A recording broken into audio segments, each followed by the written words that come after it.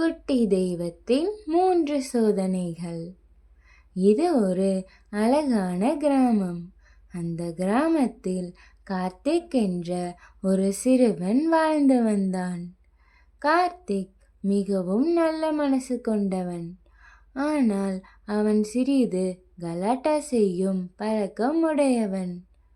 அவன் யாருக்கும் தீங்கு செய்ய மாட்டான். ஆனால் அவன் சின்ன சின்ன மூஞ்சாட்டுகள் பலரையும் சிரமப்படுத்தும். ஒரு நாள் அவன் தனியாக கோயிலின் அருகே விளையாடிக் கொண்டிருக்கும் போது அவனுக்கு ஒரு அதிசயமான ஒளி தெரிகிறது.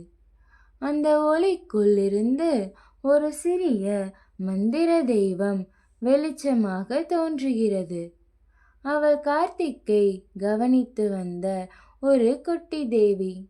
அந்த குட்டி தேவி கார்த்திக் இன்னும் சிறந்த மனிதனாக மாற வேண்டும் என்று விரும்பினாள். அதனால் அவள் கார்த்திக்குக்காக 3 மந்திர சோதனைகளை தயார் செய்தாள். இந்த சோதனைகள் அவனுக்கு நேர்மை, பொறுப்பு, நல்ல மனசு ஆகியவற்றின் மதிப்பை புரிய வைப்பதற்கானவை. சோதனை 1. நேர்மை கண்ணாடி மாளிகை. முதல் சோதனையில் கார்த்திக் திடீரென ஒரு மாய மாளிகைக்குள் கொண்டு செல்லப்படுகிறான். அந்த மாளிகையின் உள்ளே பல கண்ணாடிகள். ஒவ்வொரு கண்ணாடியும் கார்த்திக்கின் வாழ்க்கையில் அவன் பொய் சொன்ன தருணங்களை பிரதிபலிக்கிறது. இது கார்த்திக்கு புதுசாகவும் சிறிது பயமளிக்கும் அனுபவமாகவும் இருந்தது. மாளிகையின் அமைதியான சூழல் அவன் ஒவ்வொரு தவறும் அவன் முன் வைக்கப்படுவது போல உணரச் செய்கிறது. அவன் தனது தவறுகளை உணர்ந்தபோது அந்த மாளிகை மெதுவாக மறைந்து விடுகிறது. முதல் சோதனை முடிந்தது. இந்த சோதனை அவனுக்கு நேர்மையானது எவ்வளவு முக்கியம் என்பதை அழகாக கற்றுக் கொடுத்தது. சோதனை 2. பொறுப்பின் காட்டு பாதை. அடுத்த சோதனைக்கு கார்த்திக் ஒரு மந்திர காட்டில் நின்று கொண்டிருக்கிறான்.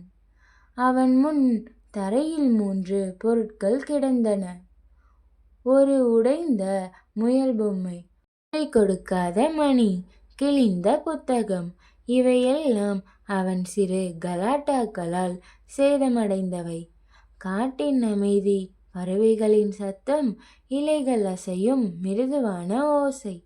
இந்த சூழல் அவனுக்கு தனது பொறுப்பை நினைவூட்டுகிறது. அவன் தன் தவறுகளை மனதில் ஒப்புக்கொண்டான். இந்த பொருட்களை சரி செய்ய வேண்டும் என உணர்கிறான்.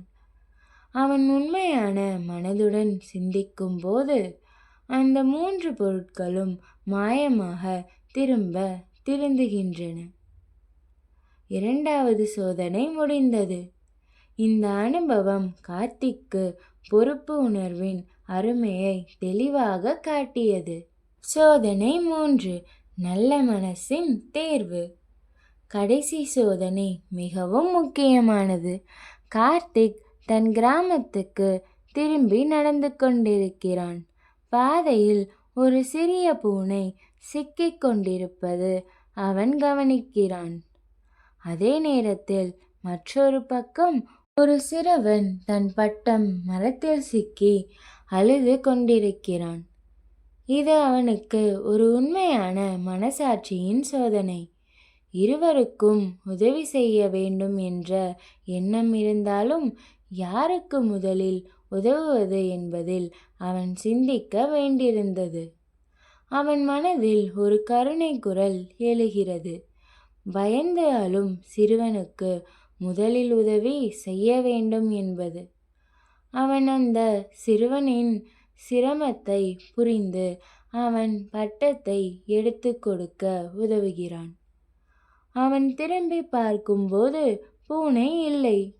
அது சோதனையின் ஒரு பகுதியாக இருந்தது என்பதை அவன் அறிகிறான். 3வது சோதனை வெற்றிகரமாக முடிகிறது. இது அவனுக்கு கருணை, பரிவு, மற்றவர்களின் உணர்வுகளை புரிதல் போன்ற மதிப்புகளை கற்றுக் கொடுக்கும். இந்த 3 சோதனைகளின் மூலம் கார்த்திக் தனது உள்ளத்தில் ஒரு பெரிய மாற்றத்தை உணர்கிறான். அவன் முன்போல் கலாட்டா செய்தாலும் இனி யாருக்கும் துன்பம் தராமல் நேர்மை, பொறுப்பு மற்றும் நல்ல மனசு ஆகிய 3 அருமை குணங்களை மனதில் தாங்கிக் கொள்கிறான். கிராமத்தில் அனைவரும் அவனை மேலும் விரும்பத் தொடங்குகிறார்கள். அவன் தனது வாழ்க்கையை மகிழ்ச்சியுடன் நல்ல குணத்துடன் நடத்த ஆரம்பிக்கிறான். நல்ல நடத்தை நம்மை நல்ல மனிதர்களாக மாற்றும். நேர்மை, பொறுப்பு, நல்ல மனசு இவை வாழ்வின் பொக்கிஷங்கள். இப்படியே இன்னொரு இனிய கதையுடன் மீண்டும் சந்திப்போம்.